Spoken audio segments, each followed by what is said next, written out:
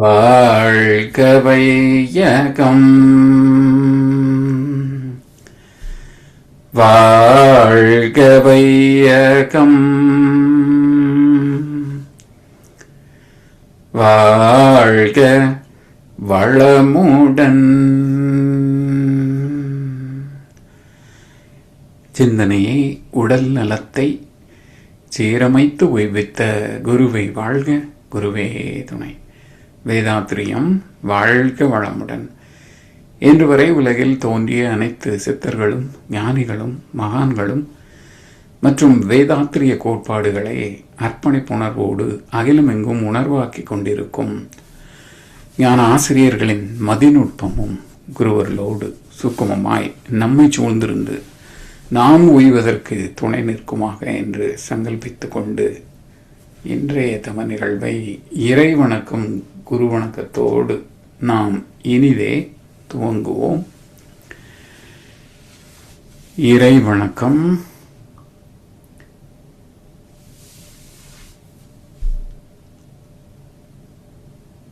ஆதியனும் பரம்பொருள் மெய்யெழுச்சி பெற்று அணுவென்ற புகிராகி அணுக்கள் கூடி மோதி இணைந்து இயங்குகின்ற நிலைமைக்கேற்ப மூலகங்கள் பலவாகி அவை இணைந்து பேதித்த அண்ட கோடிகளாய் மற்றும் பிறப்பிறப்பிடை உணர்தல் இயக்கமாகி நீதி நெறி உணர் மாந்தராகி வாழும் நிலை உணர்ந்து தொண்டாற்றி இன்பம் காண்போம்.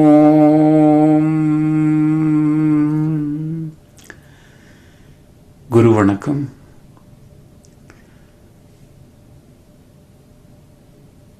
தந்தை தாய் ஈருயிரும் ஒன்று சேர்ந்து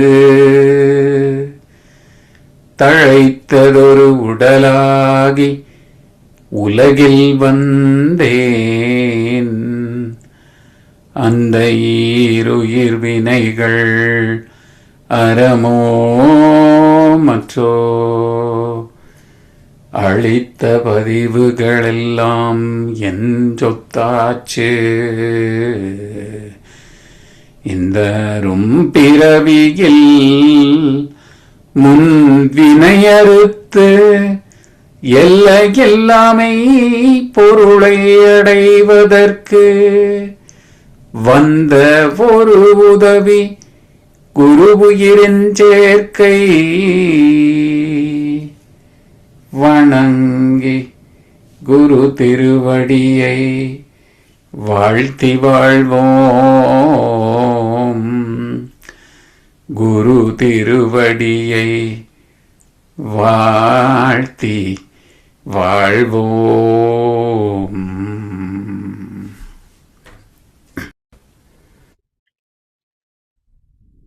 வாழ்க வையகம், வாழ்க வையகம், வாழ்க வளமுடன். குரு வாழ்க, குருவே துணை. தொடர்ந்து வேதாத்திரிய கீதை தொடர் விளக்கம் வழங்கி வந்து கொண்டிருக்கும் மூத்த பேராசிரியர் ஞானாசிரியர் அருள்நிதி பழனிசாமி வேலுசாமி ஐயா அவர்களை அன்போடு அழைத்தமைவோம். வாழ்க வளமுடன் ஐயா. வாழ்க வளமுடன் ஐயா. வாழ்க வையகம், வாழ்க வையகம், வாழ்க வளமுடன். குரு வாழ்க, குருவே துணை. சான்றோர் பெருமக்களே, வேதாத்திரிய கீதை தொடர் சிந்தனையின் 10வது பாகம், 2ஆம் அத்தியாயம் சாங்கியோகம். இதுவரைக்கும் 68 ஸ்லோகங்களை நாம் பார்த்திருக்கிறோம். அதனைத் தொடர்ந்து மேலும் சில ஸ்லோகங்கள். சந்ததம் மூவாசை சகதியில் உழன்றனை சமரச சன்மார்க்க நெறிதனை மறந்தனை. அந்தகன் வரும்போது அவனியில் யார் துணை. ஆகையினால் என்றே அருமறை பரவிய சரவண பவ குகனை சிந்தனை செய் மனமே. இது சென்ற வகுப்பினுடைய முடிவு கருத்து. இந்த பக்குவத்தை பெற்ற ஞானிகளுக்கும் இப்படி ஒன்று இருக்கிறது என்பதை அறியாத மக்களுக்கும் உள்ள பேதம் என்ன? 69வது ஸ்லோகம் சொல்கிறது, உயிர்கள் அனைத்துக்கும் எது இரவோ அங்கே யோகி விழித்திருக்கிறான். உயிர்கள் எல்லாம் தூய்க்கும் நிலை ஞானிக்கு இரவு. இப்ப உயிர்கள் அனைத்துக்கும் எது இரவோ அங்கே யோகி விழித்திருக்கிறான். இரவிலே தூங்காதது ஆந்தை தானே, அது பகல்ல தூங்கிரும். அது போலவா ஞானிகள் என்றால் அப்படி பொருள் இல்லை. எல்லோரும் தூங்கும் போதுதானே மனிதன் அமைதியாக இருக்கிறான். அதாவது பார்வையில் புலிகள் உண்டு, பழக்கத்தில் பாம்பு உண்டு, உறக்கத்தில் மனிதன் உண்டு என்பார் கண்ணதாசன். அப்ப மனிதன் என்ற சொல்லுக்கு இலக்கணமாக போட்டி, பொறாமை, பிறர் வளம் பறித்தல், எதை பற்றிய சிந்தனையும் இல்லாமல் ஆழ்ந்து உறங்குகின்ற நிலையில தான் மனிதன் என்ற சொல்லுக்கே அருகதை உடையவனாக இருக்கிறான். விழித்தால் போதும் 1008 சிந்தனைகள், பிரச்சனைகள், ஆசா பாசங்கள், சிக்கி தவித்து கொண்டே இருப்பான். இந்த தவிப்புக்கெல்லாம் காரணம் என்ன என்றால், தெய்வ நீதியையும் இயற்கை ஒழுங்கமைப்பையும் புரியாத அறிவின் குறைபாடு மட்டுமே. இயற்கை வளம் என்றாலே தேவைக்கு மேல் இருப்பு என்றுதான் அர்த்தம். இதில் மனிதன் மட்டுமே பற்றாக்குறையாக உணர்கிறான். வேற எந்த ஜீவனாவது உணவு கிடைக்காவிட்டால் என்ன செய்வது என்று கவலைப்படுகிறதா? கிடைத்தாலும் சரி, கிடைக்காவிட்டாலும் சரி, அதன் முயற்சியை கைவிடுவது இல்லை. பறவைகள் ஏதோ திசையில பறக்குது, அதுக்கு தேவையான தானியங்களை பெற்றுவிடுகிறது. அப்போ தனக்கு தேவையான தானியங்கள் இந்த திசையிலே உண்டு என்று ஜிபிஎஸ் இல்லாமலேயே எப்படி கண்டுபிடிக்கின்றன? அந்த அறிவு இருக்கு இல்லையா நம்ம இடத்துலயும்? அப்படி இருக்கின்ற போது ஏன் இத்தனை அவஸ்தைப்படுகிறோம் என்றால், மனித ஜாதியின் துயரம் யாவுமே மனதினால் வந்த நோயடா என்றார் கண்ணதாசன். எல்லாம் மனம் போடுகின்ற தப்பு கணக்குகள் தான். இதை புரிந்து கொண்டோம் என்று சொன்னால், இரவு என்பது துன்பம் சார்ந்த ஒரு வாழ்வு, பகல் என்பது அறிவு சார்ந்த ஒரு வாழ்வு, இன்பம் சார்ந்த வாழ்வு. அப்ப எந்தெந்த அம்சங்களிலே இந்த மக்கள் துன்பங்களை சந்திக்கிறார்களோ அந்த இடரல், அந்த துன்பம் ஞானிகளுக்கு இல்லை. ஏன்னா அவர்களுக்கு தெளிவாக தெரியும், இதுதான் வாழ்க்கை, இதுதான் பயணம், இதுதான் மூலம், இதுதான் முடிவு, இதுதான் வாழ்க்கை.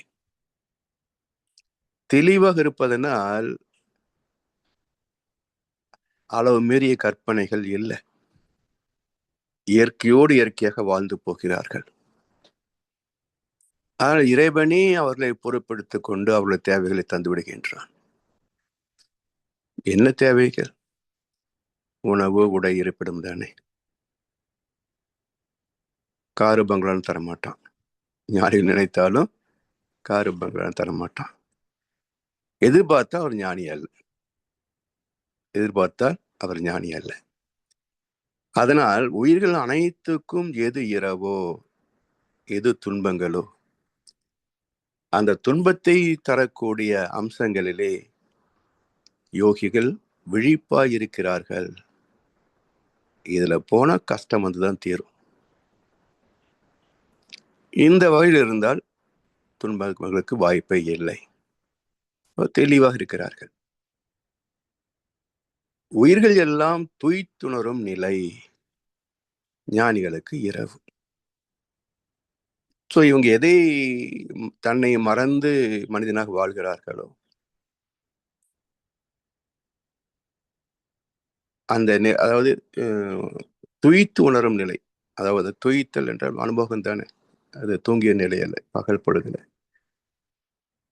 அது ஞானிகளுக்கு இரவு போல தவிர்த்து விடுகிறார்கள். எனவே மகானின் அறிவு தெளிவாக இருப்பதனால் அவர்களுக்கு துன்பங்களே கிடையாது. ஒரு சின்ன கதை சொல்வார்கள். ஒரு கிரேக்க தத்துவ ஞானி, அவர் தினசரி கடை வீதிக்கு போவார். எல்லா கடையிலும் ஏறி இறங்குவார். பல பொருளை பார்ப்பார், ரசிப்பார், சிலவற்றின் விலை கேட்பார். ஆனால் ஒன்றும் வாங்க மாட்டார். அடிக்கடி இப்படி செய்வார். ஒரு நாள் ஒரு கடைக்காரர் கேட்டார், ஐயா, அடிக்கடி கடைக்கு வர்றீங்க, எல்லா பொருளையும் பார்க்குறீங்க, விலையும் விசாரிக்கிறீங்க, ஆனால் இதுவரைக்கும் நீங்கள் ஒரு பொருள் கூட வாங்கினதில்லை, எதுக்கு இப்படி எங்களை டார்ச்சர் பண்ணுறீங்க? அவர் கேட்டார். நான் வாங்கல சரிப்பா, மக்கள் எல்லாம் வாங்குறாங்கல்ல. ஆமாம் வாங்குறாங்க. எதுக்கு வாங்குறாங்க? எதுக்குன்னா வாங்கினா சௌரியமாக இருக்கும், என்ஜாய் பண்ணலாம், சந்தோஷமாக இருக்கும், அனுபவிக்கலாம், மகிழ்ச்சியாக இருக்கிறாங்கல்ல. அப்போ இந்த ஞானி சொன்னார், இந்த கடை தெருவில் இருக்கின்ற ஒரு பொருள் கூட என் வீட்டிலே இல்லை, நான் மகிழ்ச்சியாக இருக்கிறேன் என்றார். அப்ப என்ன கருத்து என்றால், பொருட்களிலே சுகம் இல்லை, வாழ்க்கை வசதிகளிலே சுகம் இல்லை. வசதிகளிலே சுகம் உண்டு என்றால் அத்தனை செல்வந்தர்களும் மகிழ்ச்சியாக திளைக்கணுமே. பதவியிலே சுகம் உண்டு என்றால் பதவி வகுத்த அத்தனை பேரும் சுகமாக இருக்கணுமே. இல்லையே, யதார்த்த வாழ்க்கையில அப்படி இல்லையே. அவர்களுக்குள்ளேயே ஒரு போட்டி வந்துடும். பெரும் செல்வந்தர்களுக்குள்ளேயே ஒரு போட்டி வந்துடும். யார் உலகத்தின் நம்பர் 1 பணக்காரன், நான் அந்த இடத்தை அடையணுன்ற போட்டி வந்துடும். போட்டி வந்த பிறகு நிம்மதி எங்கே? அதனால் அடையாத வரைக்கும் மக்கள் என்ன நினைக்கிறாங்க, பதவியில உயர்ந்து செல்வத்தில் நிறைந்து விட்டால் நான் மகிழ்ச்சியாக இருக்கலாம் என்று ஒவ்வொருவரும் ஒரு கற்பனையிலே மிதந்து கொடுக்கிறார்கள். ஆனால் அந்த உச்சத்தை தொட்டவர்களும் உலகத்தில் வாழ்கிறார்கள். அவர்கள் நிம்மதியாக இருக்கிறார்களா என்று சிந்தித்தால் தான் இல்லை என்கின்ற பதில் தெளிவாகும். அப்படி என்றால் நாம் அந்த உச்சத்தை தொட்டாலும் மகிழ்ச்சி இருக்காது என்பது தானே உண்மை. பிறகு எதுக்கு இந்த ஓட்டம், போராட்டம்? இல்லையா? எங்கே போனாலும் பிரச்சனை தீராது. அப்ப இந்த பிரச்சனை விட்டு அடுத்த பிரச்சனை சிக்க போறோம். பிச்சைக்காரனுக்கு சாப்பாடு பிரச்சனைனா கோடீஸ்வரனுக்கு சில கோடிகள் பிரச்சனை. பிரச்சனை எல்லா இடத்துலயும் தானே இருக்கு. அப்ப எங்கே முடியும்? தீர்வு என்ன என்றால், எது பிரச்சனைகளுக்கு ஆதாரமோ அவற்றை விட்டு நீங்குவதை தவிர வேறு வழியே கிடையாது. யாதெனின் யாதெனின் நீங்கியான், நோதல் அதனின் அதனின் இலன். தனியாய் இருந்த மனிதன் மனதில் துயரம் ஏதுமில்லை. குடும்பம், மனைவி, அண்ணன், தம்பி, கூட்டம் சிறிதுமில்லை. ஆசை பாசம் காதலில் விழுந்தான், அமைதியை காணவில்லை. அலைந்தான், தவித்தான், துடித்தான், மடிந்தான், யாருக்கும் லாபமில்லை. இதுதான் பொழப்பு. சோ இதுக்கு தான் இவ்வளவு ஆர்ப்பாட்டமா?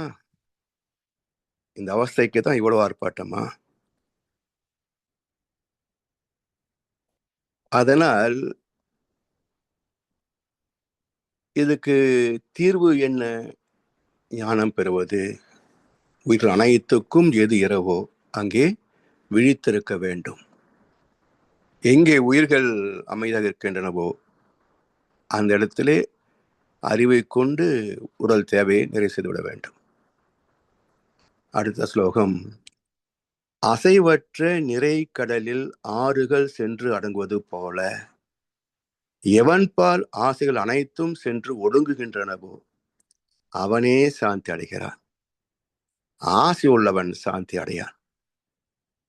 இதெல்லாம் தீர்ப்புகள். மறை நூல்கள் எல்லாம் என்ன? நாம் எதை வாழ்ந்து விடையை தேடிக்கொண்டிருக்கின்றோமோ அந்த விடைகள் எல்லாம் தீர்ப்பாக சொன்னதுதானே மறை நூல்கள்.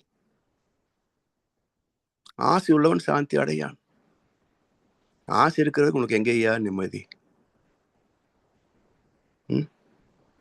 ஈசனோடு ஆயினும் ஆசை அருமின்கள். இறைவனை அடையணும், ஞானம் பெறணும் என்பது உச்சமான உயர்தரமான ஆசை. ஆனா அதுவும் கூட நிம்மதி தராது. அதையும் விட்டுடு.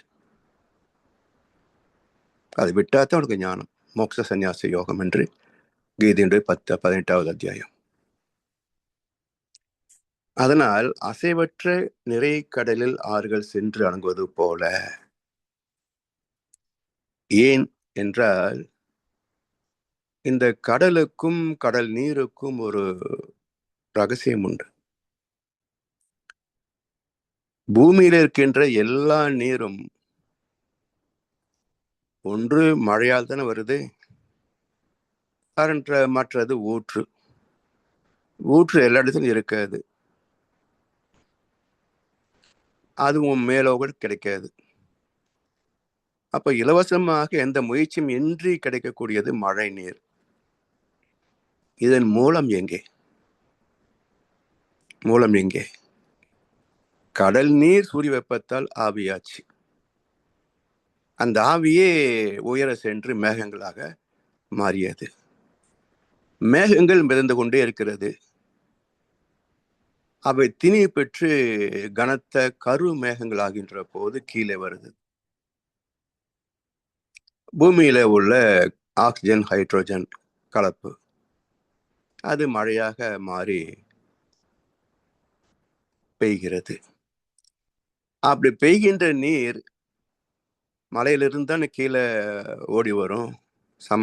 சமதளத்துல பெய்வது அப்படி அப்படியே செட்டில் ஆகிடும், இல்லை ஆறாக ஓடும்.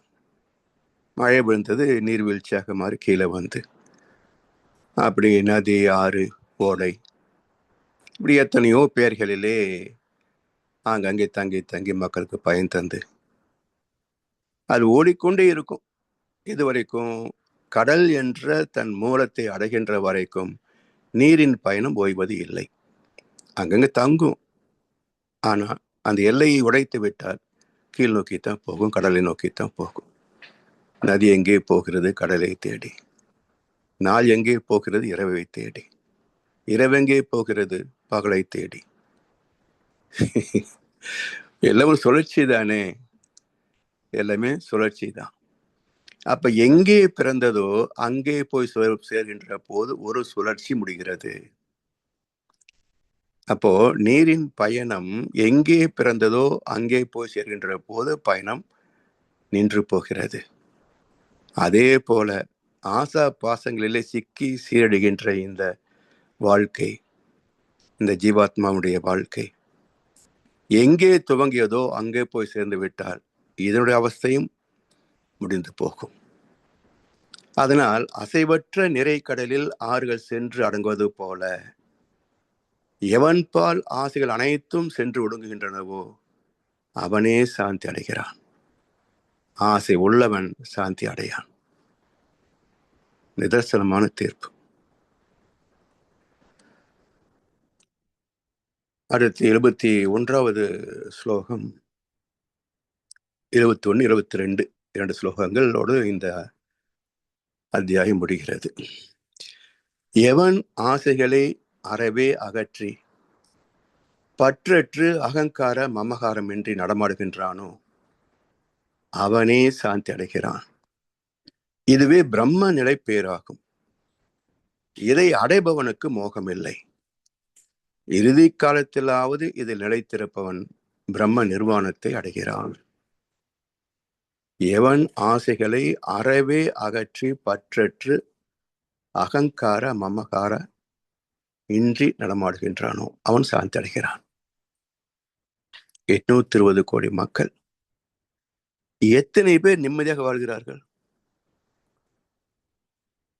விரல் விட்டு எண்ணிடலாம். 820 கோடியில நிம்மதியாக வாழ்பவர்கள் யார் என்றால் விரல் விட்டு எண்ணிடலாம். யார் அவர்கள்? ஆசைகளை அறவே அகற்றி. இந்த இடத்துல ஆசை என்பது பேராசை. ஏன்னா சாப்பாடுன்றது ஒரு தேவை. தேவையின்றி எப்படி வாழ முடியும்? தேவைக்குன்னு ஒரு பேர் தான் ஆசை.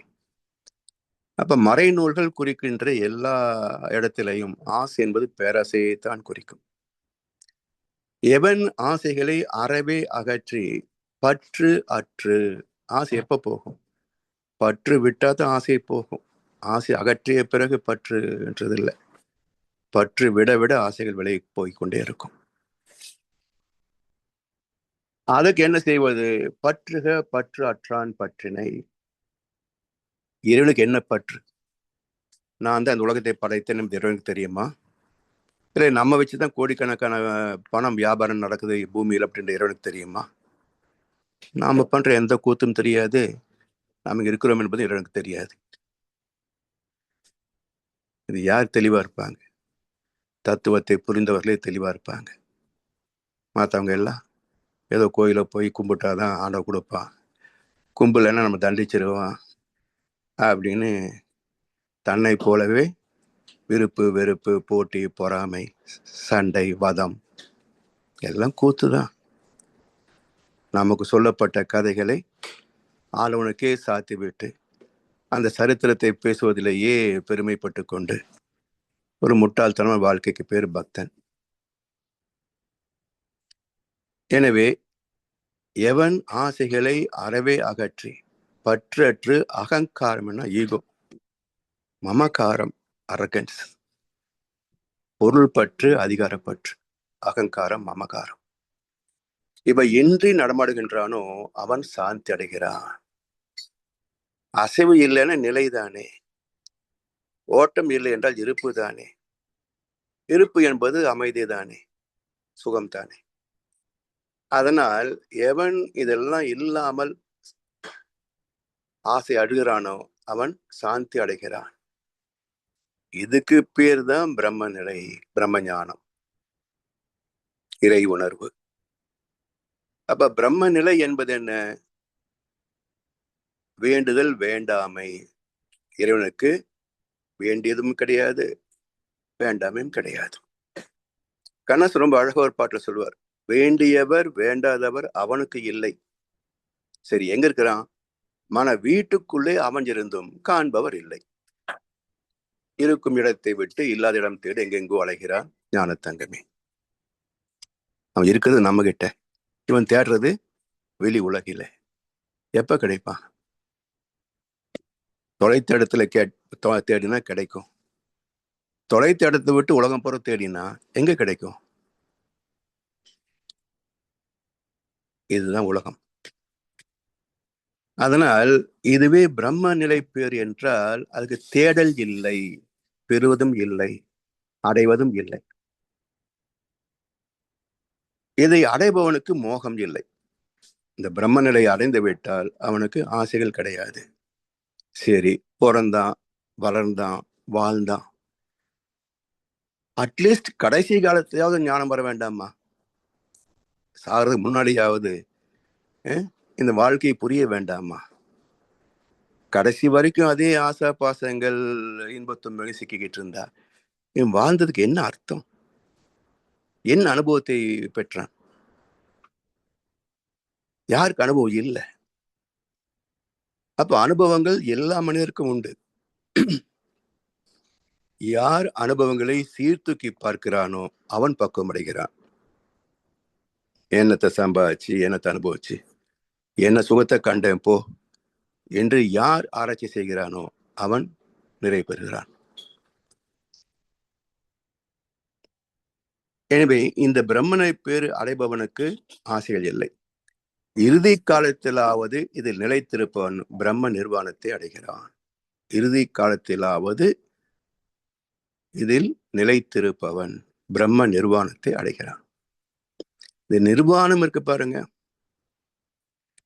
இது தத்துவ உலகிலே இன்றைக்கு இருக்கிற யாருக்கும் அதை பற்றி ஒரு தெளிவு கிடையாது. நம்முடைய மனவளக்கலை இப்போ அந்த விஷன் புக் இருக்கு பாருங்க, அதுல பாருங்க நிர்வாணத்துக்கு 3 சொல்லினா போட்டிருப்பாங்க. நிர்வாணம் என்பது என்ன? ஆடையின்றி பிறந்தோம், அதன நிர்வாணம். அப்ப ஆடை இல்லாம திரிவதுதான் நிர்வாணம் நினைச்சுக்கிட்டு தான் இந்த ரிஷிகேஷ் கைலாசம் இருக்க பாருங்க, அங்க நிர்வாண சாமியார்கள் வருவானுங்க கும்பமேளாவில் கலந்துக்கிறதுக்கு. அவங்க வரதை பார்த்தீங்கன்னா ஒருத்தர் இடிச்சுக்கிட்டு ஆட்டு மந்த மாதிரி வருவானுங்க. ஏன்? வெக்கம். வெக்கம் எப்படி வரும் ஞானிக்கு? உன் யார் உனக்கு ஆவத்து போட்டு போக சொன்னாங்க? இதுதான் அர்த்தமா? வானம், வான் வெளி சொல்றோம் இல்லையா, வானத்துக்கு என்ன என்ன வருதுங்க? 2 சொல்லினா. இந்த பிரபஞ்சம் என்பது எவ்வளவு பேதங்கள் உடையது, எவ்வளவு நிறங்கள் உடையது. வானத்தின் மீது மயிலட கண்டேன் என்றார் வள்ளல் பெருமான். வானத்தின் மீது மயில். எத்தனை பறவைகள் இருந்தாலும் பல வண்ணங்களிலே அற்புதமாக இருக்கக்கூடிய பறவை மயில் தானே. அதுபோல் எண்ணற்ற தோற்றங்கள், எண்ணற்ற நிறங்கள் உள்ள இடம் இந்த வானம், யூனிவர்ஸ், பிரம்மலோகம். வானத்தின் மீது மயில் ஆட கண்டேன். மயில் குயில் ஆச்சுதறி சகையே என்னார். குயில் ஒரே நிறம் தான், கருப்பு. அப்ப இத்தனை நிறங்களும் மறைந்து கருப்பு மட்டுமே எப்படி தெரியும்? இந்த லோகத்தை கடந்து விட்டால் சிவலோகம், சுத்தவேலி, அது இருட்டு தானே. அப்போ இந்த பேதம், வானம் என்ற பேதங்கள் உள்ள இடத்தை கடந்து விட்டால் அது நிர்வாணம். அப்ப நிர்வாணம் என்ற சொல்லுக்கு பேதம் கடந்த நிலை என்று பொருள். அதனால் இதை புரிந்து கொள்ளாமல் ஆடையின்றி திரிவது ஞானம் அல்ல, அவமானம். சரி, இவனோட விட்டானா? இந்த மகாவீரன் ஒரு ஞானி வந்தார் பாருங்க, அவர் நிர்வாணமாக்கிட்டார். பிரம்ம நிர்வாணம், மகா நிர்வாணம். சரி, அதுல குரு பார்த்தானுங்க, ஐயா சீச்சி பப்பி சேம், என்னது நம்ம சாமி போய் நிர்வாணமாக்கிட்டாங்க, அவருக்கு ட்ரெஸ் போடு. ஏய், ட்ரெஸ் போட்ட தப்பாயிட்டா? அப்ப லேசா போட்டும் போடாம ஒரு ட்ரெஸ் போட்டுறேன். அவன் ஜெயின் ஸ்வேதாம்பர், இவன் ஜெயின் திகம்பர், 2 குரூப். அதுல ஒரு ஞானிக்கு 2 குரூப். இப்படி இந்த விளங்காதவன் எல்லாம் பக்திக்கு தலைமை எடுத்துக்கிட்டு உலகத்திலே எப்படி மக்களை நல்வழிப்படுத்த முடியும் பாருங்க. அதனால் நிர்வாணம் என்ற சொல் பேதம் கடந்த நிலை, விருப்பெருப்பு அற்ற நிலை, அனைத்தையும் கடந்த நிலை, அத்வைத்தம். அதான் அத்வைத்தம், பேதம் கடந்த நிலை, ஒன்றேதான் எல்லாமாக இருக்கிறது. அப்படி இந்த பிரம்ம நிர்வாணத்தை அடைகிறான்.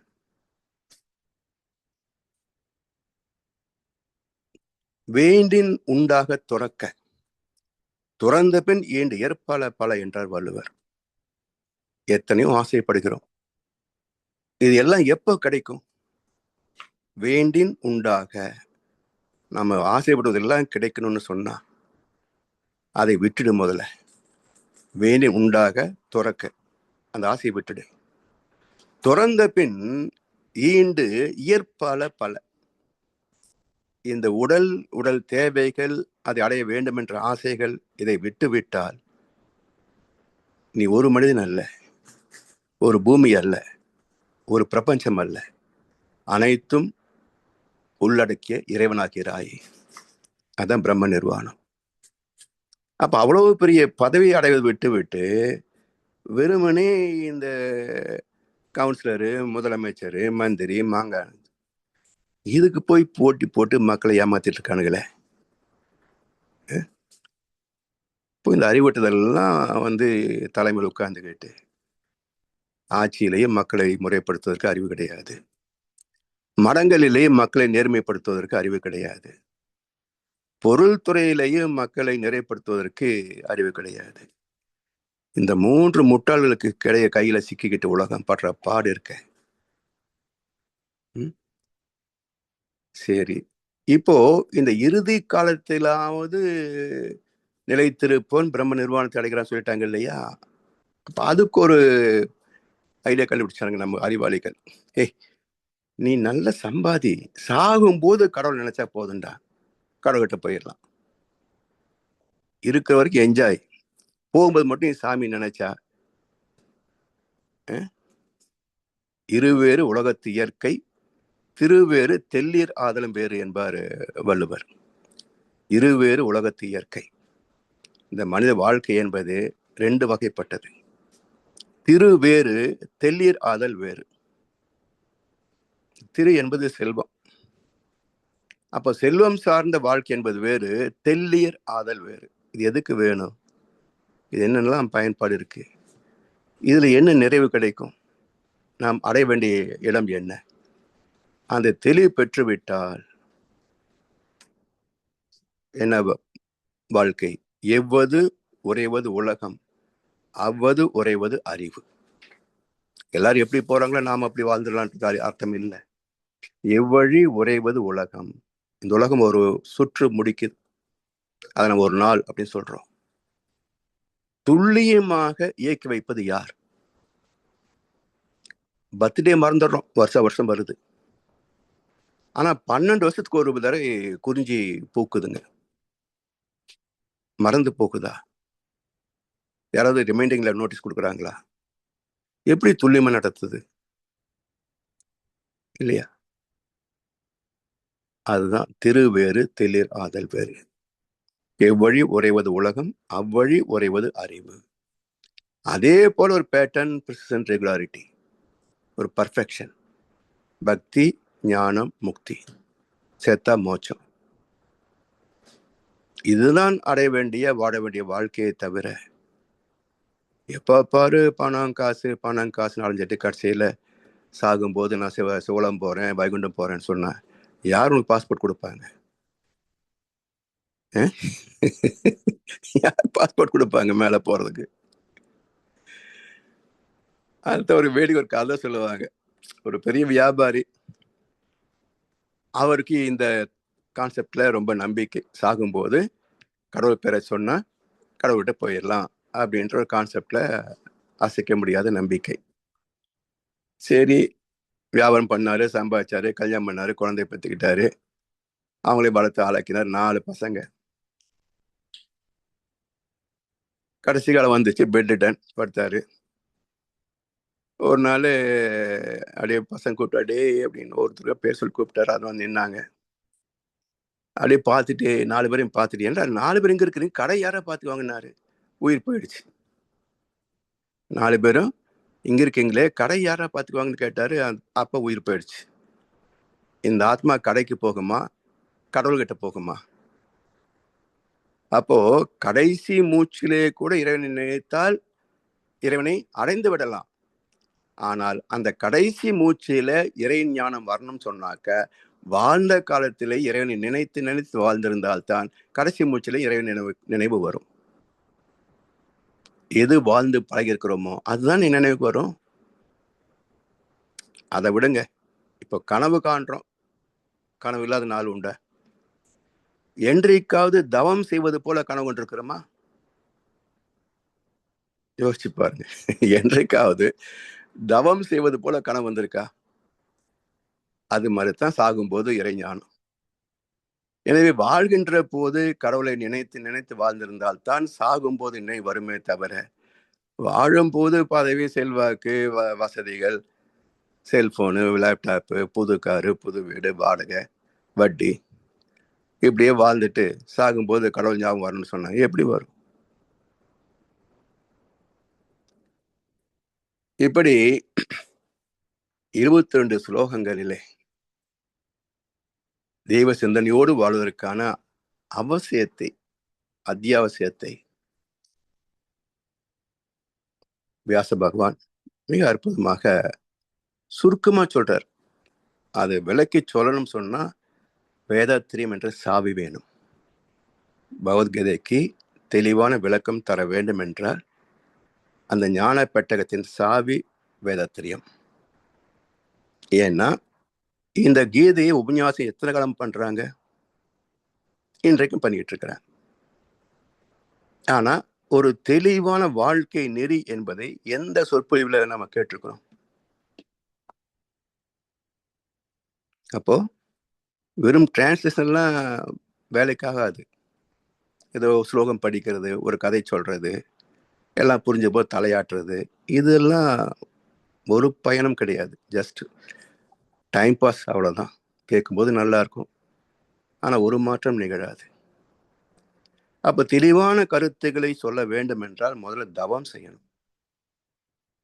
ஏன்னா மறைநூல் எல்லாமே ஞானத்தின் உச்சத்தில் எழுதப்பட்ட இயற்கை உண்மைகள்.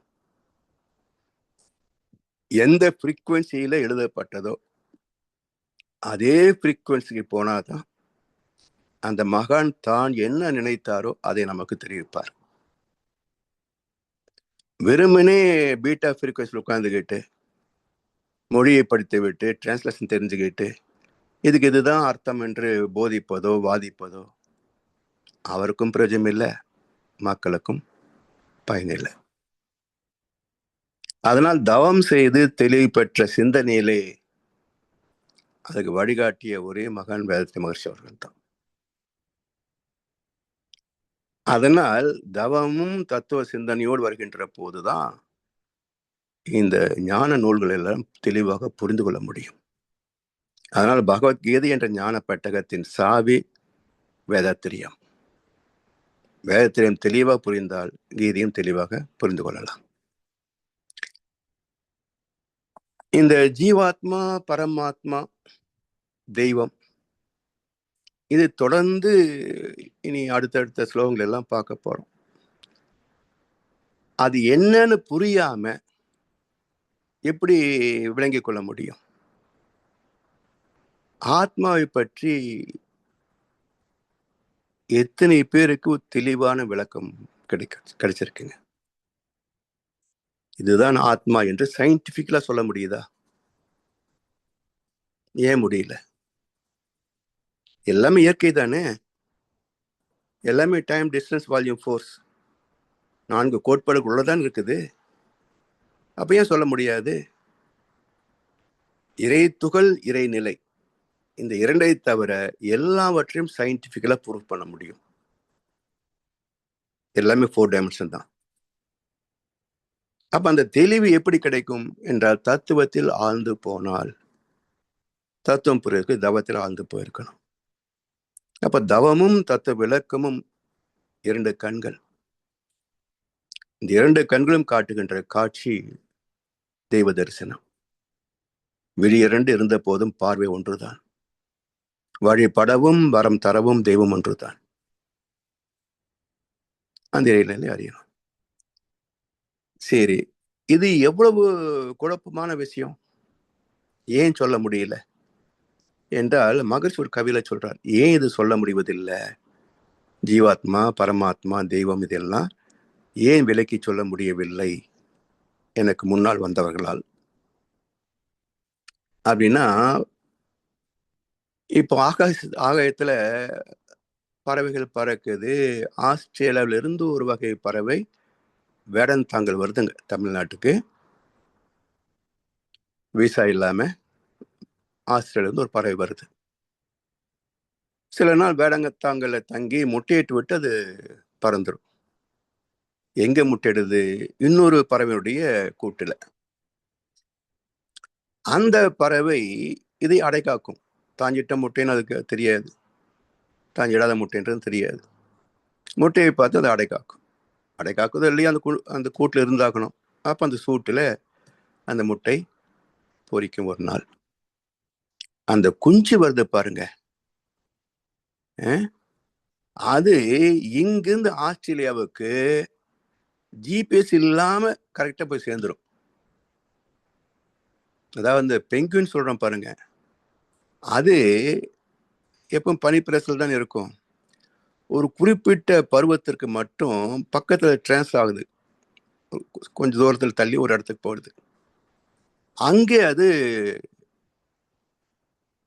கொஞ்சம் முட்டையிட்டு, முட்டை இல்லை, அது முட்டையா என்ன தெரியல எனக்கு, அதுக்கு நாட் கிளாரிஃபைடு. எப்படியோ ஒரு குஞ்சுகள் அங்கே பிறக்கும்.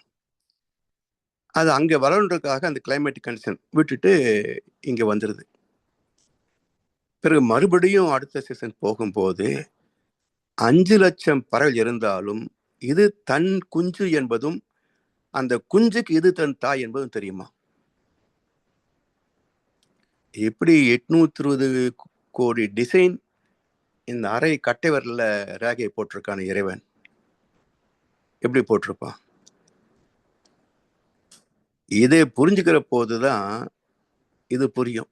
எப்படி 5,00,000 பறவைகள் குஞ்சுகள் ஒண்ணுக்கு ஒண்ணு கரெக்டா ஐடென்டிஃபை பண்ண முடியுது. நாம ஸ்கூல்ல குழந்தை கூட்டு போகும்போது எல்லாம் ஒரே யூனிஃபார்மா இருக்குது, நம்ம குழந்தை எதுவும் அடையாளம் தெரியல.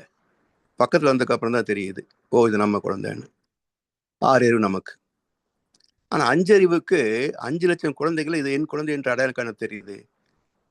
நமக்கு ஒரு 500 குழந்தைகளுக்கு உள்ள நம்ம குழந்தை எதுவும் அடையாளம் தெரியல. we are great. 6 அறிவு சூப்பர், பெரும் புள்ளி நாம. இதெல்லாம் யோசிக்கத்தான் நம்ம எவ்வளவு கேவலமா இருக்கிறோன்றது புரியும். குறைந்தபட்சம் ஒரு பெங்குன் மாதிரியோ ஒரு விலங்கா மாறி இருந்தா கூட பரவாயில்லை. ஏன்னா தேவைக்கு மட்டும்தானே பாவத்தை செய்வோம். விலங்குகள் பசி வந்தத்தான் ஒண்ணு கொள்ளுது, ஆசைக்கு கொள்வதில்லையே. அப்ப இந்த 6 அறிவு மனிதன் குறைந்தபட்சம் விலங்காக மாற வேண்டும், பக்குவம் அடைய வேண்டும். அதுக்கப்புறம் மனுஷன் அதை பத்தி யோசிக்கலாம். அப்ப சாமி சொல்றாங்க, பறவைகளின் காலடியின் அடையாளத்தை பார்க்க முடியாது நாம் ஆகாயத்தில். அந்த பறவை குஞ்சு பறவை சிறகு முதிர்ந்தவுடனே ஆஸ்திரேலியா போய் சேர்ந்துருது. அதே ரூட் பிடிச்சிட்டு போயிடுது. நம்ம ஜிபிஎஸ் போன்ல தான் நம்ம பார்க்கிறோம். வந்த வழி என்ன? ஜிபிஎஸ்ல ரூட் போட்டுக்கிட்டோம். செல்போன்ல தான் தெரியுது, இல்ல லேப்டாப்ல தெரியுது. செல்போன் அடைகின்ற வரைக்கும், லேப்டாப் அடைகின்ற வரைக்கும் ஜிபிஎஸ் வந்த பாதை என்ன? அந்த அலைகள் வந்த பாதை என்ன? அதுவும் இதே மாதிரி தான். அப்ப இன்ஸ்ட்ருமெண்ட் இருந்தா தான் அந்த பாதையை நாம், அலைகளை நாம் பருப்பொருளாக காண முடியும், இல்லைன்னா பார்க்க முடியாது. சாமி சொல்றாங்க, பறவைகளின் காலடியின் அடையாளத்தை பார்க்க முடியாது நாம் ஆகாயத்தில். துறவிகளின் மனநிலையின் உயர்வை மற்றோர் தெரிந்து கொள்ள முயற்சித்தால் அதுவும் ஆகா. ஏன் ஏமாந்து போறாங்க? காவியை பார்த்தா டபக்குன்னு வந்துடுறான், சாமி ஆசீர்வாதம் பண்ணுங்கோ. அவனே நம்ம கிட்ட காணிக்க வாங்கி பொழப்பாட்டுறான். தட்டு காசு தானே, இல்ல பௌதி பிச்சாந்தேகி பிச்சை தானே, அது என்ன பௌதி பிச்சாந்தேகி? கை நீட்டினா பிச்சை தான்ப்பா. உண்மையான ஞானிகள் பிச்சை எடுக்க மாட்டாங்க. உண்மையான ஞானிகள் பிச்சை எடுக்க மாட்டாங்க. இருக்கும் இடம் தேடி என் பசிக்கு அன்னம் உருக்கமுடன் கொண்டு வந்தால் உண்பேன். பெருக்கு அழைத்தாலும் போகேன் அரணே, என் தேகம் இழைத்தாலும் போகேன் இனி. அதுதான் ஞானம்.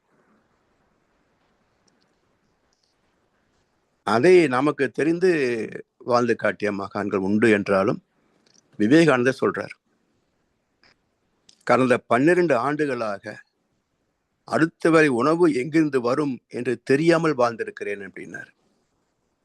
அதுதான் விவேகம். அதனால்தான் விவேகானந்தர். ஏன்னா குடி செய்வல் என்னும் ஒருவருக்கு தெய்வம் மனிதற்று தான் வந்துரும். உனக்கு முன்னாடி யானை செல்கிறது என்றார் இயேசுபிரான். அப்ப குடி செய்வல் என்னும் ஒருவருக்கு தெய்வம் மனிதற்று, சோம்பல் இல்லாமல், தயக்கம் இல்லாமல், தாமதம் இல்லாமல் நமக்கு முன்னாடி வந்து நிற்குங்க. நமக்கு என்ன தேவையோ நமக்கு முன்னாடி அங்க நின்று காத்துட்டு இருக்கும். அதுதான் ஞானத்தின் வெளிப்பாடு, அதுதான் ஞானத்தின் அடையாளம். நீ வீரோட போய் பவதி பிச்சாந்தேகி சொன்ன பெரிய ஞானின்னு அர்த்தமா? இப்படித்தான் சொல்லி ஏமாத்தி வச்சிருக்கிறானுங்க. பிச்சைக்காரன் எல்லாம் கால் விழுகிறதுக்கு சொல்லி ஏமாத்தி வச்சிருக்கிறாங்க. நாமளும் அதையே நம்பிக்கிட்டு எங்காவது கோயிலுக்கு போனா போதும், சாமி காயில் விழ வேண்டியது, அவன் ஏதோ பெரிய கடவுள் மாதிரியும், அவன் என்ன சுக்கினே பவந்துன்னு சொல்லிட்டாக்க நமக்கு எல்லாம் வந்து கிடைச்சிற மாதிரியும் என்ன வாழ்க்கை இது? நமக்கு தேவையான எல்லாவற்றையும் இறைவன் தந்திருக்கின்ற போது எதுக்கு பிச்சைக்கார மாதிரி கை தூக்கிட்டு அலையணும்?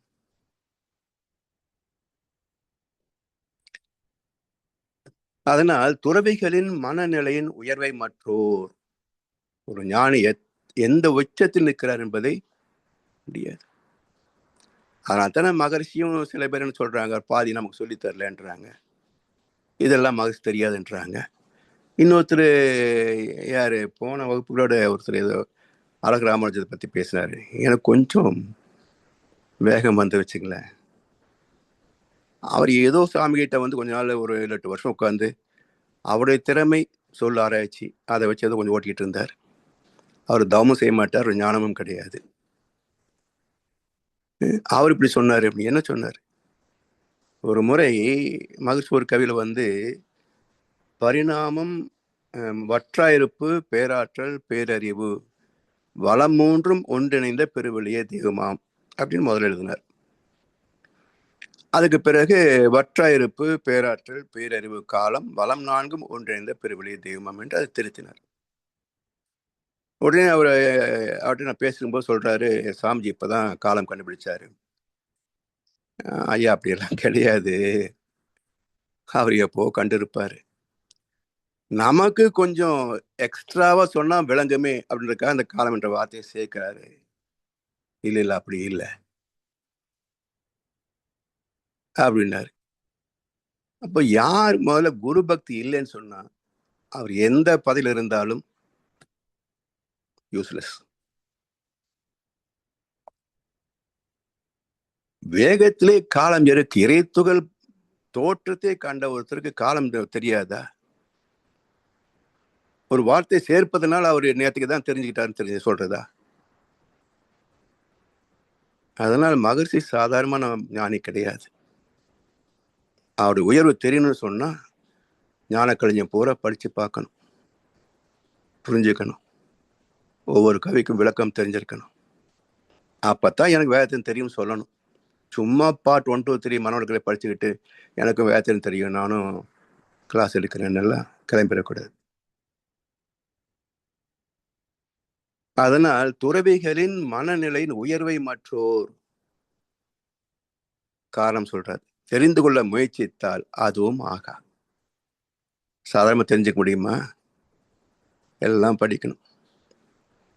சாமிஜியே தான் யார் என்பதை ஒரு 4 கவியில் குறிப்பிட்டிருக்கிறார். கட்டுரை உரைநடை வழியா பார்த்தீங்கன்னா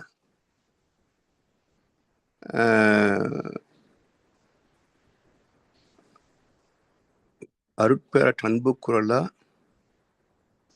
வாழ்க்கை வள உயர்படிகளான்னு தெரியல, அதுல மட்டும் ஒரு இடத்துல வந்து இறைவனாகவே நின்று நான் இந்த கருத்துக்கள் எல்லாம் உங்களுக்கு சொல்லிக் கொண்டிருக்கிறேன் அப்படின்ற ஒரு வரியை வச்சிருக்கிறார். அப்படி எல்லாம் உன்னிப்பா கவனிச்சு ஒவ்வொரு வார்த்தை ஒரு வரியை படிச்சு வந்தாதான் அவர் தான் யார் என்பதை சில இடங்களிலும் 4 இடங்களிலும் குறிப்பிட்டிருக்கிறார். அதான் சொல்ற சாமிஜி, துறவிகளின் மனநிலை உயர்வை மற்றோர் தெரிந்து கொள்ள முயற்சித்தால் அதுவும் ஆகா. எப்படி இந்த ரெண்டும்? எப்படி பறவைகளின் காலடி அடையாளத்தை பார்க்க முடியாது நாம் ஆகாயத்தில். 2வது, துறவிகளின் மனநிலை உயர்வை மற்றோர் தெரிந்து கொள்ள முயற்சித்தால் அதுவும் ஆகா. ஏன் என்றால் திறவுகோல் இல்லாத பூட்டு ஒன்றை திறப்பதோ மிக கடினம், இவற்றை போன்றே. சாதாரண பூட்டு கூட ஏதோ நம்பி கிம்பி திருடங்க வந்து திறந்துடுறானுங்க. டிஜிட்டல் லாக் திறக்க முடியுமா? அதே போல் இயற்கை ரகசியம், அந்த பெட்டியை திறக்க முடியுமா? பகவத்கீதையும் அப்படி ஒரு ரகசியம்தான், ஒரு ஞான பெட்டகம். அந்த பெட்டியை திறக்கிறதுக்கு சாய்வனம் இல்லை. எனவே திறவுகோல் இல்லாத பூட்டு ஒன்றை திறப்பதோ மிக கடினம், இவற்றை போன்றே உயிர் அதனின் முன் பின்னாம் நிலையை பேச விளக்க கடினம் மொழியின் மூலம். உயிர் ஜீவாத்மா, மூலம் பரமாத்மா, அதுக்கு மூலம் இறைநிலை. எனவே உயிர் அதனின் ஆத்மாவின் முன் பின்னாம் நிலையை பேச விளக்க கடினம் மொழியின் மூலம். ஆழ்ந்த ஆராய்ச்சியும் அனுபவம் இருந்தால் தான் இறை தத்துவத்தையும் எப்படி பரிணமித்தது என்பதையும், ஜீவாத்மா பரமாத்மா என்பதையும், உணர்கின்ற தெய்வம் உணர முடியாத தெய்வம் என்ற 2 நிலை இருக்குங்க. அதையும் புரிந்து கொள்ள முடியும். சுத்த வெளி உணராத தெய்வம், பரமாத்மா உணர்கின்ற தெய்வம். அப்ப இது எப்படி தெய்வத்தையே 2ஆ பிரிக்க முடியுமா? கீதை பிரிச்சிருக்குதே. மகிழ்ச்சி சொல்றாங்களே. கீதை வியாக்கியானம் பண்ற எத்தனை பேருக்கு தெரியும் இறைவன் 2 வகை அப்படின்றது? அந்த ஸ்லோகம் பார்க்க போறோம், பின்னாடி வரும். ஞான கர்ம சந்நியாச யோகத்துல வரும். அதனால் சுத்த வெளி என்பது உணர முடியாது. அது பியூர் ஸ்பேஸ். ஜீவகாந்தம் என்று வருகின்ற போதுதான் உணர முடியும். அதான் பரமாத்மா. ஆத்மா என்றாலே வித் சென்சிங் ஃபேக்கல்டி, உணரும் திறமுடையதுக்கு பேர் தான் ஆத்மா. அதற்கு மூலம் ஜீவகாந்தம். அந்த தூய்மையான ஜீவாந்த நிலையைத்தான் பரமாத்மான்னு சொல்கின்றோம். அதில் அனுபவங்கள் பதிந்து விட்டால் மனிதனாக சிறு சிறு வடிவங்களிலே கேரக்டரைஸ்டு பயோமேக்னடிக் ஃபீல்டு, அது ஜீவாத்மா. பரமாத்மா உடம்பும் கிடையாது, எல்லையும் கிடையாது, ஆனால் உணரும். இப்படி இந்த அத்தியாயத்தில் மிக அற்புதம் சொல்ல வேண்டிய அடிப்படை கருத்து என்ன என்று சொன்னால், சாங்கியம், உணர்வு, அறிவு, கான்சியஸ்னஸ். சாங்கியம் என்றால் உணர்வு, அறிவுன்னு அர்த்தம். அந்த அறிவு எப்படி இருக்கு? அருவமாகத்தான் இருக்கு. எப்படி புரிந்து கொள்ள முடியும்? எனவே எப்படி காத்து அடிக்குதுன்றோம். வேகமா வந்த காத்து தான் அடிக்குது. வேகம் இல்லாத போது காற்று இல்லையா? ஆனா உணர்கிறோமா? தென்னையிலம் கீற்றினிலே தாலாட்டும் தென்றல், அது தென்னை சாய்த்து விடும் புயலாக வரும் போது. அப்ப ஒரு சுகத்துக்கும் ஒரு துக்கத்துக்கும் காரணம் வேகம். தென்றல் சுகமா இருக்குது, தென்னை கீற்றுகள் அப்படியே தாளாட்டும், பார்க்கறதுக்கும் அழகா இருக்கு, காத்தும் சுகமா இருக்குது. அதே காற்று அதிவிரைவாக வேகமாக வருகின்ற போது தென்னை சாய்த்து விடும் புயலாக வரும் போது, ரெண்டுமே காத்து தான். அதே போல தாலாட்டிய நிலை சுத்தவெளி, அழித்து சாய்த்த நிலை பரமாத்மா, வேகம் அதிகம். எனவே ரூபமும் அரூபமும் எல்லாமே இறைநிலை என்பது அத்வைதம். இதை எப்படி நாம் புரிந்து கொள்கிறோம் பாருங்களேன். இப்போ தண்ணீர் இருக்குங்க. தண்ணீர் எப்படி உருவாச்சுன்னு ஒரு விஞ்ஞானியை கேட்டால் H2O, ஒரு ஆக்சிஜன் அணுவும் 2 ஹைட்ரோஜன் அணுவும் 105 டிகிரி ஆங்கிள் சேர்கின்ற போது அது O16 எப்படின்றது H2O 18 வரும். 18 மூலங்களாக 18 அணுக்களாக சேரும். அப்போ ஒரு துளி நீராக மாறும். சில H2Oக்கள் சில ஒரே H2O துளி நீராகாது. அது சில H2O அணுக்கள் சேர்கின்ற போது நீராகும். எண்ணற்ற துளிகள் சேர்ந்தால் கடலாகும். H2O சேர்ந்தா தண்ணின்னு பாமரனுக்கு தெரியுமா? இல்லை மக்களுக்கு தெரியுமா? ஏதோ ஸ்கூலுக்கு போன பசங்களுக்கு தெரியுமே தவிர ஸ்கூலுக்கு போகாதவங்களுக்கு தெரியுமா? தெரியாது. சரி, இப்போ ஒரு பாத்திரத்துல ஐஸ் கட்டி போடுறோம். காத்துல தண்ணி இல்லை இல்லையா? ஒரு பாத்திரம் ஐஸ் கட்டி போட்டோம். சுற்றிலும் நீர்த்திவளைகள் உருவாகுதே, இது எங்கிருந்து வந்தது? எங்கிருந்து வந்தது? அப்ப என்னாச்சு? டிப்ரெஷன், காற்றழுத்த தாழ்வு மண்டலம். இந்த பனிக்கட்டி போட்ட உடனே அந்த குளிர்ச்சியில பாத்திரம் ஏற்பட்ட சுருக்கம், அதுல காற்றில் ஒரு வேக்கம் கிரியேட் ஆகுது. வெளியில அழுத்தம் உள்ள காற்று இடத்துல இருந்து வேகமாக பாத்திரத்தை நோக்கி மோதுது. மோதிய அணுக்கள் கூடுது. கூடியவை துகளாக மாறுது, நீர்த்திவளைகளாக மாறுது. சரி, இது ஒரு கூட்டணி. இப்படி சேர்ந்த தண்ணீர்லாம் வழிச்செடுத்து ஒரு பாத்திரம் வச்சு மறுபடியும் சூடு பண்ணுவோம், என்ன ஆகும்? மறுபடியும் ஹெச் தனியா ஓ தனியா பிரிஞ்சு போயிடும். அப்ப நீர் என்பது H2O-க்களின் சேர்க்கையும் பிரிவும் தானே. இது சயின்ஸ் சொல்லுது இல்ல. அப்ப சேர்ந்த போது தண்ணியை பார்த்தோம், பிரிந்த போது பார்க்க முடியல. அப்ப அரூபம் இல்லை என்றால் ரூபம் வந்திருக்குமா? ரூபம் கடந்த பிறகு என்னாச்சு? அரூபம் தான் ஆச்சு. அப்போ அனைத்து ரூபங்களுக்கும் அரூபமே மூலம், அனைத்து ரூபங்களின் முடிவும் அரூபமே. அவ்வளவுதான். இப்போ தாயின் கருவில் உருவான போது என்ன எடைங்க? நமக்கு என்ன ஷேப் சொல்ல முடியல, எடை பார்க்க முடியாது. சரி, வாழ்ந்தோம் 75 கிலோ 80 கிலோ 100 கிலோ நல்லா தின்னு தின்னு உடம்ப வளர்த்து வச்சுக்கிட்டோம், செத்து போயிட்டான். என்ன மிச்சம்? அப்படியே மண்ணில் புதைச்சாலும் மண்ணோட மண்ணா மக்கி போறான். இல்லை எலக்ட்ரிக் கிரிமேஷன்ல வச்சாலும் 5 நிமிஷத்துல சாம்பலா போயிடுறான். சாம்பல் எடுத்து வெளியே வச்சிங்கன்னா 1 நிமிஷத்துல காத்துல பறந்து போகும். இப்ப எங்க போனா? 100 கிலோ மனுஷன் எங்க போனா? அப்போ நம்முடைய பிறப்பும் அரூபம், முடிவும் அரூபம்.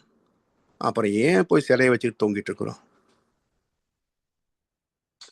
அப்ப முதல்ல சிந்திக்கணும், சிந்தனையாளருடைய கருத்துக்களை மதிக்கணும், ஏற்கணும். நீ என்ன சொல்ல வந்துட்ட, இத்தனை வருஷமா எல்லாம் பண்ணிட்டு இருக்காங்க, அவங்களுக்கு தெரியாதா? உனக்கு தெரியுமா? இல்ல அவங்களுக்கு தெரியும், உங்களுக்கு எப்படி தெரியும்? எனவே கடவுள் உண்டு என்று சொல்வதற்கும் இல்லை என்று மறுப்பதற்கும் பெரிய அறிவு தேவையில்லை, கிளிப்பிள்ளை அறிவு இருந்தா போதும். கிளிப்பிள்ளை என்ன சொல்லும்? நம்ம சொன்னது திரும்ப சொல்லும். அதே மாதிரி இவன் ஒரு கிளிப்பிள்ளை, இந்த பக்தன் கடவுள் இருக்கிறார் இருக்கிறார் இருக்கிறார், எப்படிடா? அவர் சொன்னார், அவர் சொன்னார். இவன் இல்லை, யார் சொன்னாரு? அவர் சொன்னார்.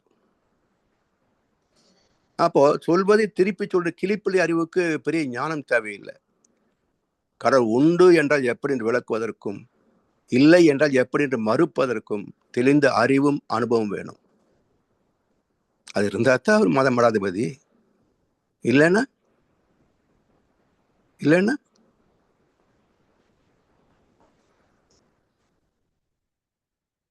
சரி. இப்ப அடுத்தது இந்த 22 ஸ்லோகத்தில் சாங்கியோகம் முடிந்தது. அடுத்து நம்ம முக்கியமான அத்தியாயத்துக்கு போக போறோம். இந்த அரூபத்தை அறியக்கூடிய வழிவகை என்ன?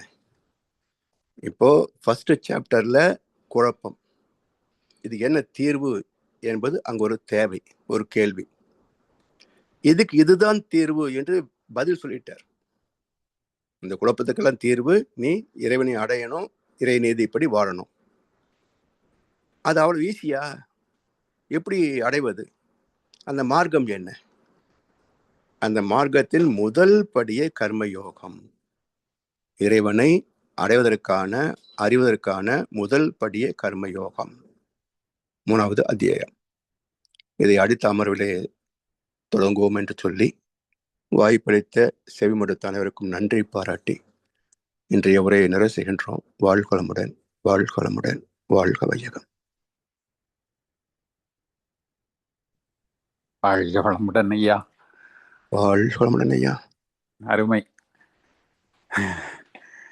சீரான சிறப்பான விளக்கம் தொடர்ந்து நமக்கு வழங்கி நம்மை வழி நடத்தி கொண்டிருக்கும் மூத்த பேராசிரியர் ஞானாசிரியர் அருள்நிதி பழனிசாமி வேலுசாமி ஐயா அவர்களும் அவரது அன்பு குடும்பத்தினரும் அருட்பேர் ஆற்றல் கருணையினால் உடல் நலம், நீளாயுள், நிறை செல்வம், உயர் புகழ், மெய்ஞானம் ஓங்கி வாழ்க வளமுடன், வாழ்க வளமுடன், வாழ்க நன்றிகள். பாடல்கள் பாடி நிறைவு செய்யும் தருணம். வேதாத்திரிய பாடல் பாட அருள்நிதி தாரகேஸ்வரி அம்மா அவர்களும், பிரம்மஞான கவி பாட அருள்நிதி சுகந்தி அலையப்பன் அம்மா அவர்களும், உலக நல வாழ்த்து பாட அருள்நிதி சூர்யா ஜெயமணி அம்மா அவர்களும். வாழ்க வளமுடன். வாழ்க வையகம். வாழ்க வையகம், வாழ்க வளமுடன். வேதாத்திரிய பாடல்.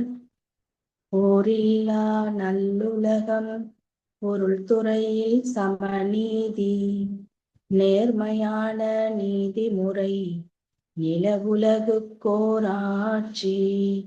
சீர் செய்த பண்பாடு, சிந்தனையோர் வழிவாழ்வு, சிறப்புணர்ந்த பெண்மதிப்பு, தெய்வ நீதி வழிவாழ்தல்.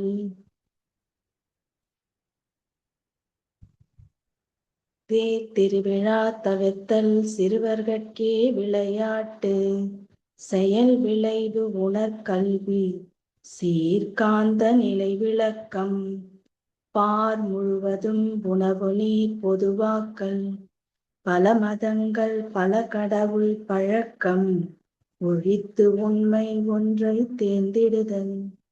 நன்றி ஐயா. வாழ்க வளமுடன். வாழ்க வளமுடன். பிரம்மஞான கவி. இறைவெளியே தன்னிருக்க சூழ்ந்தழுத்தும் ஆற்றல், இதன் திணிவு மடிப்பு விழ சுழலும் நுண்விண்ணாம், நிறைவெளியில் விண் சுழல நெருக்குகின்ற உரசல், நிலைவெளியில் எழுப்புகின்ற நேரலைகள் காந்தமாம், மறைபொருளாம் காந்தம் தன் மாத்திரைகள் ஐவகை, மலைக்காதீர் விண்கூட்டம் மாபூதம் ஐந்துமாம், முறையாய் அக்காந்த அலை மனமாம் உயிருடல்களில், மதி உயர்த்தி உண்மை பெற மா பிரம்ம ஞானமாம், மா பிரம்ம ஞானமாம். வாழ்க வளமுடன். வாய்ப்பு நன்றிங்க. உலக நல வாழ்த்து. உலகமெல்லாம் பருவமழை ஒத்தபடி பெய்யட்டும், உழவரெல்லாம் தானியத்தை உவப்புடனே பெருக்கட்டும், பல தொழில்கள் புரிகின்ற பாட்டாளி உயரட்டும், பகுத்துணர்வில் தொகுத்துணர்வு பண்பாட்டை உயர்த்தட்டும், கழகங்கள் போட்டி பகை கடந்தாட்சி நடக்கட்டும், கல்லாமை கடன் வறுமை கழகங்கள் மறையட்டும், நலவாழ்வை அளிக்கும் மெய்ஞான ஒளி வீசட்டும், நம் கடமை அறவாழ்வின் நாட்டத்தே சிறக்கட்டும், நம் கடமை அறவாழ்வின் நாட்டத்தே சிறக்கட்டும். வாழ்க வையகம், வாழ்க வையகம், வாழ்க வளமுடன். நன்றி. வாழ்க வளமுடன் ஐயா. வாழ்க வளமுடன். இன்றைய தவத்தில் கலந்து கொண்ட நண்பர்கள், தவத்தை வழிநடத்தியோர், நற்சிந்தனை வழங்கியோர், பாடல்கள் பாடியோர் அனைவரும் வாழ்க வளமுடன். அவர்களின் அன்பு குடும்பம், அவர்களின் உடல் நலம், மனவளம், பொருள் வளம், அருள் தொண்டு, ஆன்மீக தொண்டு, வாழ்க வளமுடன், வாழ்க வளமுடன், வாழ்க வளமுடன். இத்துடன் இன்றைய காலை தவம் நிகழ்வும் மகிழ்வோடும் நிகழ்வோடும் இனிது நிறைவு பெறுகிறது. இறையொருளும் குருவருளும் நம் அனைவரையும் எப்பொழுதும் சூழ்ந்திருந்து நம்மை இந்த இறைநிலை உணர் பயணத்திலே சிறந்த முறையில் வழிநடத்தட்டும் என அனைவரையும் வாழ்த்தி வணங்கி நன்றி கூறி அமைகிறோம். வாழ்க வையகம், வாழ்க வையகம், வாழ்க வளம்.